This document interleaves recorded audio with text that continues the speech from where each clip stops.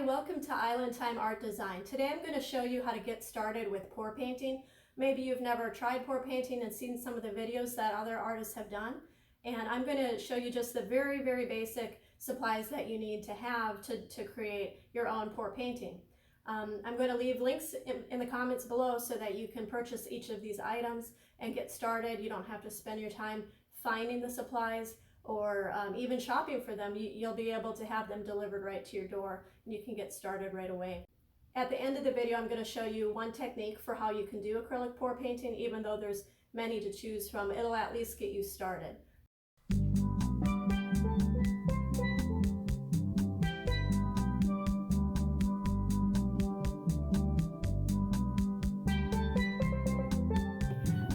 Some of these items you already have at home, you don't have to purchase them. We've got a newspaper layer down to protect our surface. I've got some orange juice cover caps to elevate the canvas. I've got one of those for each of the corners. I've got some paper towels, which is a must for acrylic pour painting because this is a messy painting. And today I'm working with 3 different colors. For acrylic pour painting, you need at least 2 colors because you need the contrast and the layering of the paint to achieve the different designs. So today I've got Saks True Flow Heavy Body Acrylic. This particular one is in phthalo blue. I've got the same brand in the titanium white. And I've got the same brand in bright red. So there's going to be a link below for all of these supplies so that you don't have to shop for them. For each of the paint colors, you need a small cup and a stir stick. It can be a Dixie cup, it can be any cup that you have at home that's disposable, and any kind of stir stick. It could be a popsicle stick or anything that you can stir the paint that's not going to leave debris in your cups. So you need one stick and 1 cup for each paint color. You need a cup that's going to be your flip cup. Your paints from your little cups are going to go into the bigger cup. This one happens to be 16 ounces, but you don't necessarily need 16 ounce. It just depends on how big your canvas is. So for these 3 ounce cups, I'm going to do a 16 ounce larger cup. I probably could use a 9 ounce cup, but I like the extra size so that I have room to add more paint if I choose to. I've got another 16 ounce cup here. It's just a different shape, but they're both 16 ounce. So this cup is going to be for my Floetrol. Flood Floetrol is my pouring medium that I'm going to dilute the paint with so that the paint doesn't dry as fast and we get a really nice fluid art in the end. The Flood Floetrol also creates cells, which we're going to talk about later. So the thing about the Flood Floetrol is you need to have it strained. So you need a little strainer. This does not go back in the kitchen once it comes out of the kitchen. I got this one at a thrift store for 75 cents. So I'll strain my Flood. I'll strain my Floetrol with the strainer into one of these cups. And I'm going to go through each of these steps as I do the painting, but I just wanted you to know where you could get the supplies, what supplies you need. And one other thing, you're going to need to protect your hands. So I've got disposable gloves, and you're going to need to protect your clothing. So I've got this apron that I'm going to be using. And the only optional item I'm going to tell you about is silicone oil. This is treadmill silicone oil. It comes in different brands, and what it does is it creates what they call cells in these paintings so that you have layers of the paint that bubble up and they kind of pop like a bubble, and you'll get fantastic designs using a little bit of oil, and we're going to go over that more as we do our pour. So we're ready to get started. I'll go ahead and glove up and get my apron on, and I'll be back in a sec. Okay, we're all set to get started. I've got my Floetrol, which was donated by good friends of mine, Don and Charisse, and I'm going to strain this into the cup. First, make sure you shake up your Floetrol. So I'm not going to need a whole 16 ounce cup of Floetrol for this project. we have three 3-ounce cups, which are going to include some paint in them. So at the most, I'll need 9 ounces.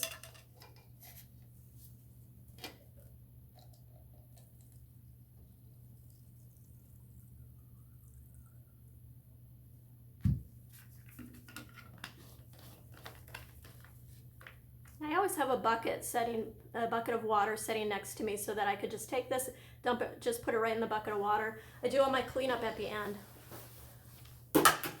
And into the bucket it goes. All right.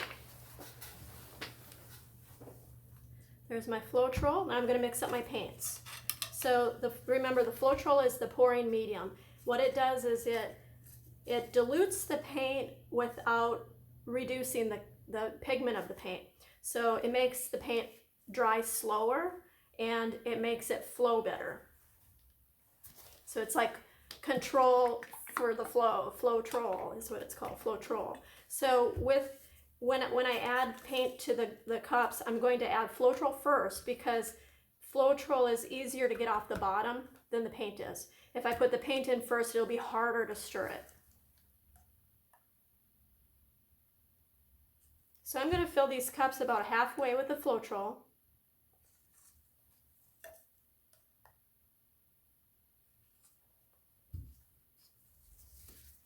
Shake up my paint really well.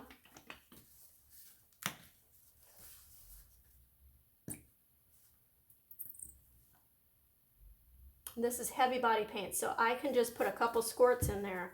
I don't have to fill it all the way up.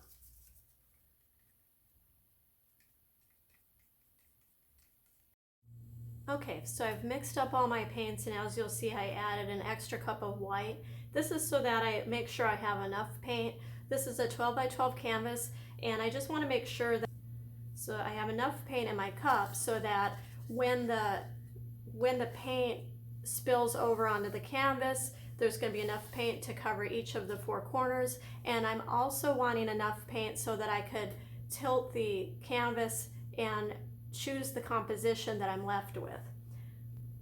I've never used these colors before, so this is an exciting day for me. We've got red, white, and blue, so I'm feeling kind of patriotic. So let's get started. I'm going to turn my cup over. I got my canvas all secure here on my risers, and I'm going to start with layering these paints in layers by color.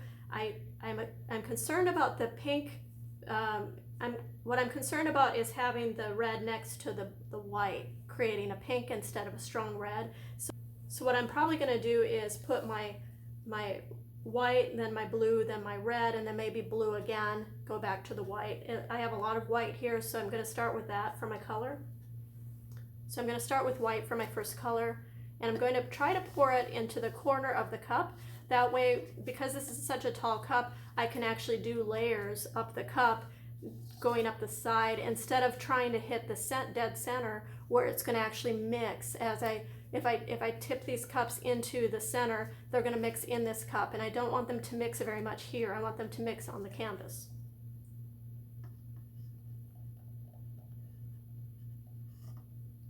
So I've got a generous amount in the corner of the cup, and I'm going to go ahead and do the blue next. So I poured the blue down the side so that they layer. Now I'm going to pour the red on top of the blue, try to keep it off the white.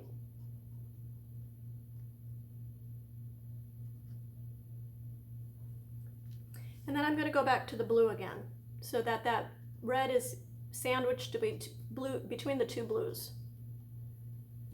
And back to my white. I'll show you. That's where we're at right now. I'm going to add white on top of that blue.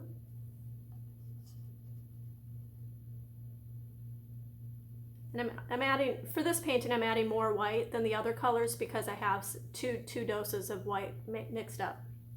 So back to the blue and the red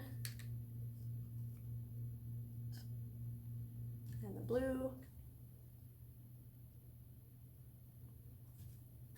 and a lot of white. You can see what's going on inside the cup there.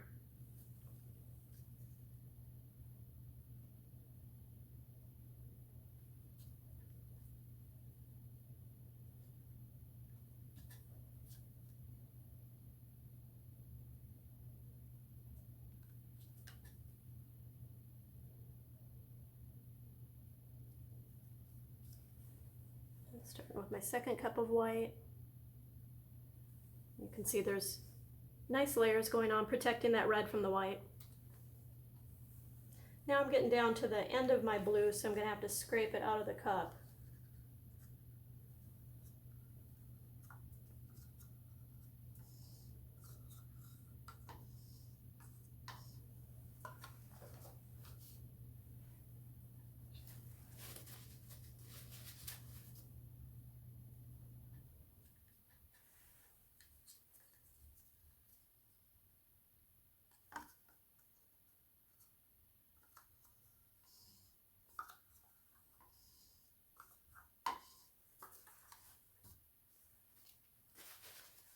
Now for the silicone oil, typically I would put the silicone oil in layers up the cup. You know, after several layers, I'd add 3 or 4 or 5 drops and then put more layers of oil. But for this painting, I'm going to just put them in at this point.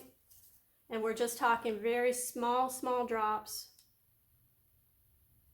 And I'm going to do about 5. If I can get it to go slowly, I'm going to do about 5.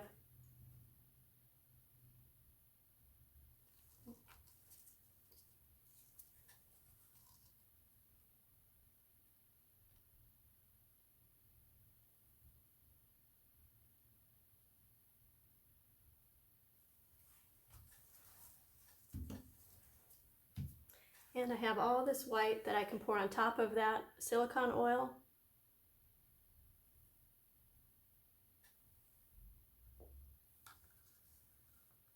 You don't have to do anything in the order I'm doing it. This is just the way I'm going to do it for this particular painting. It's all up to you what colors you use. It's up to you what layers you want. What technique you're going to use. I don't know if I can show you the side of the cup. Probably not without messing it up too much. But there's the side of the cup that you can see through. There is layers going on in there. So next is to flip the cup. So we're not going to flip it like a hamburger or a pancake. We're going to take the canvas and we're going to put the canvas on top of the cup. So we've got the canvas. I'm going to hold it with my hand on top of the cup, and I'm going to lift the cup up from underneath and then flip the cup over. So with a good grip, slowly flip it over. Set it on your risers, whatever you're using to elevate your canvas off of your surface. Now, just so you know, I have a little bit of paint here that's not going to matter at all because everything in the cup is going to cover everything on the canvas.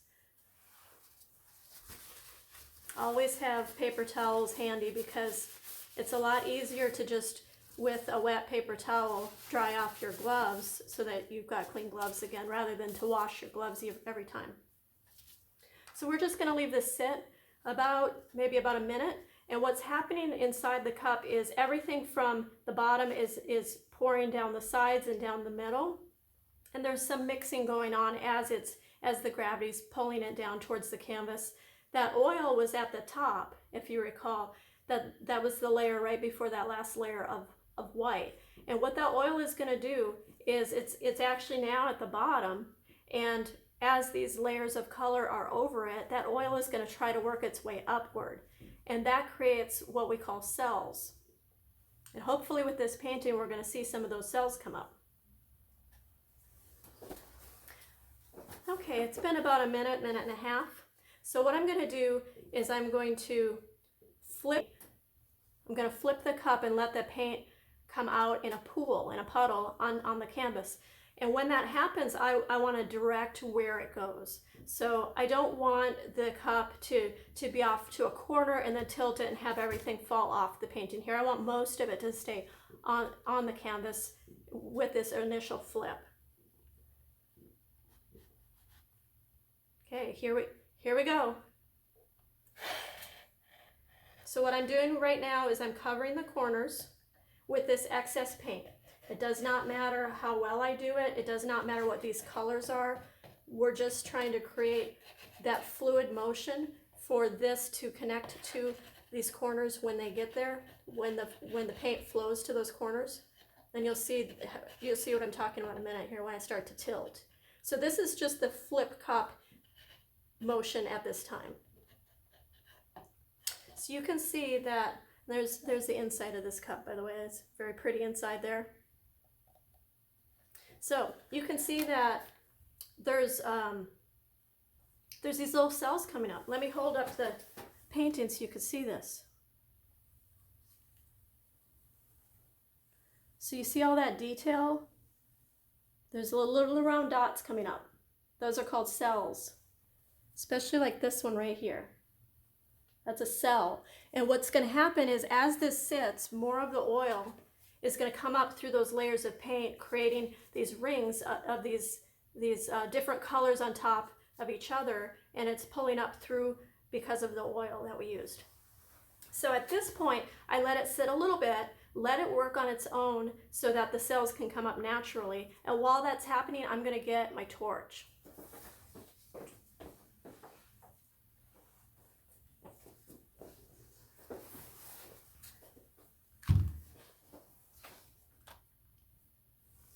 So can you see what's happening there? All those beautiful cells coming up through the white, and they're nice and red and blue, and it's working on its own. This is not anything I'm doing. This is just the complexity of, there's a little bit of, there.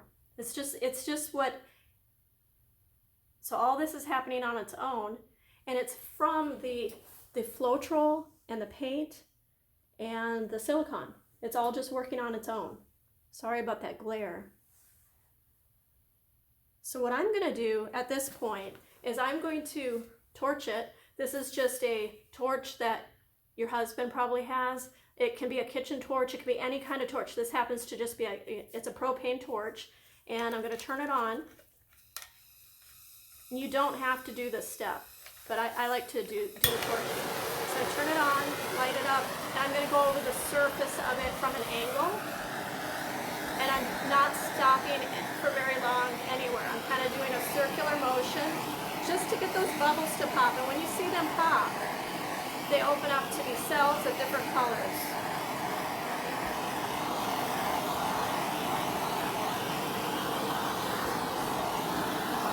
Beautiful. Beautiful. So a lot has opened up just by torching.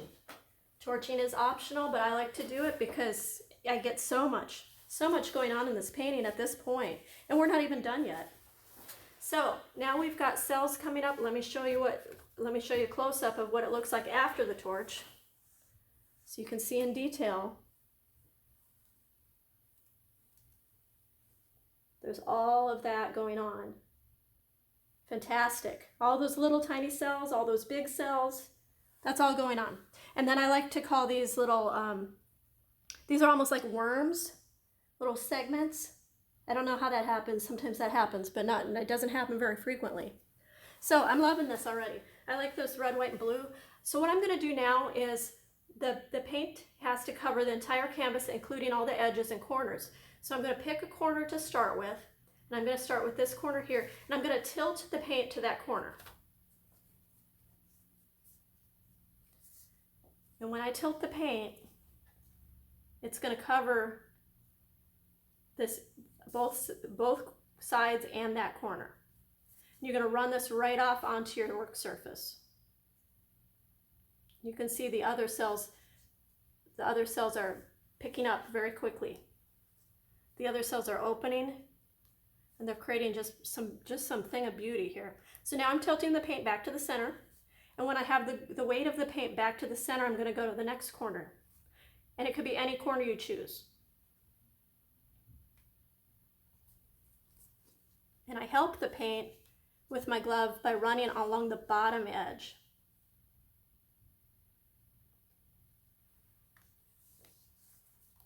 All right, beautiful.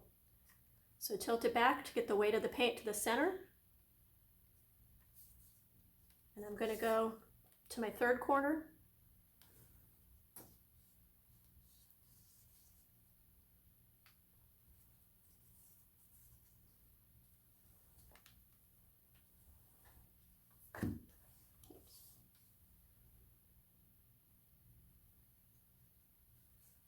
Back to the center. And finally, my fourth corner. You can see how big these cells are getting now.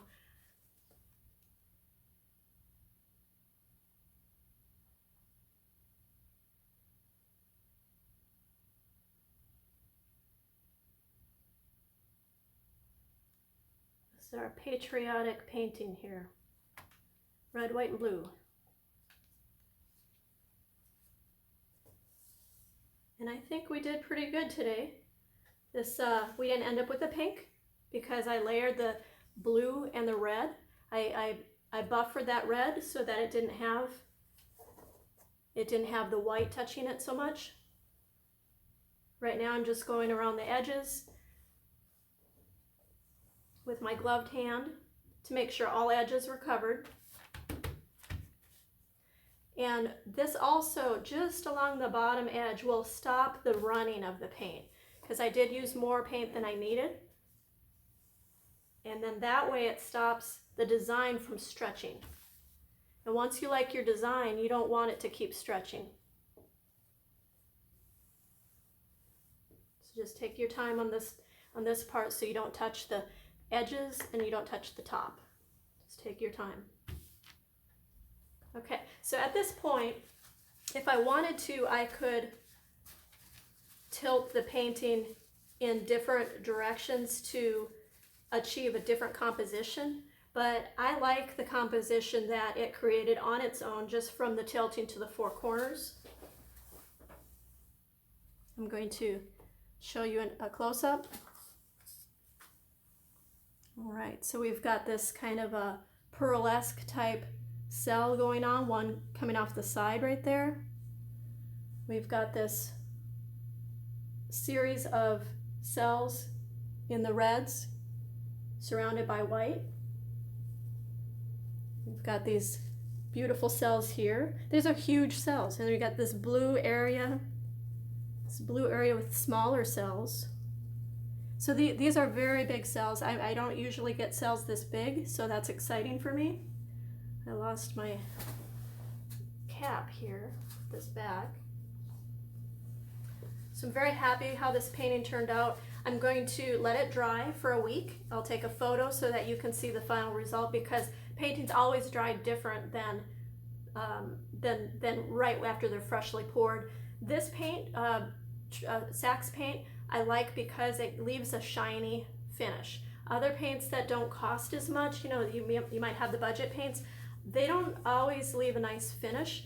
You can put another layer of resin or something like that on top to get that finish back, but how many steps do you want to do to complete a painting? What I do with my paintings is when it's all done and all dry for a good 2 weeks, I use a spray varnish, and I'll go into that later, but for a complete painting, you really just have to do these steps that we did today. Okay, we're back. This is the completed painting. As you can see, and as I expected, the red did dry quite a bit darker than in the wet paint when we were done, when the paint was fresh.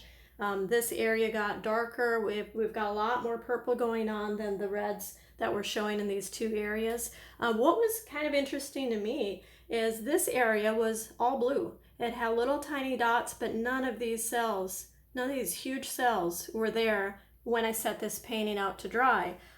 We also have acquired extra cells in this area. I think we just had the 2, but now we've got 5 of them there. In this area over here, we've got, I'm trying to show you there. In this area here, this one actually slid off the edge. So you can see it going off on the profile, but you can still see both of the large ones are still there. And then this is that segmented worm. I call that kind of a worm type shape. So what I'd like to do, the question for the day, is if you know how to make your reds redder when they're dry, please go ahead and leave me comments below on what you would recommend for the type of paint, or maybe the Floetrol mixture, or what do you do to get your reds redder when it's a finished product. This product is not quite finished to my taste because I'm going to show you how there's still an oil residue. Like for example, right here, you can see that glistening that is the oil that has come up to the surface. So what I'll be doing one more step on this, is I'll be taking a paper towel with some rubbing alcohol, and I'll get that oil off of these patches where it's very thick oil. You can see it on there. And then I'll take a cornstarch, and I'll sprinkle the canvas with cornstarch. I rub it in with my hands, and once that's really dry, I get the cornstarch off with a paper towel, and sometimes I'll use a dry paint brush and get in all the crevices to make sure all that cornstarch is gone. At that point, I can do other embellishments to the painting, or if I'm happy with the way the painting is, I'll do a coat of UV protectant varnish. I do a spray varnish. But otherwise, if you're just looking for a starting beginner project, you've got all of the education and supplies now that you need to do a pour painting with some success. And I do like how this one turned out, so I will be just cleaning it up and varnishing it, and that will be my finished product. Of course, before I varnish, I'm going to put my signature on it. But I hope you enjoyed this painting. And please do leave comments below if you have any questions, or if you have anything to contribute that the other community might want to learn about pour painting. If you've learned something from this video, please give me a thumbs up. There's also a link right below the video where you can subscribe. When you click on that, you can get notified of future videos. And don't forget, in the comments below, there's going to be a list of supplies that I've used to create my paintings.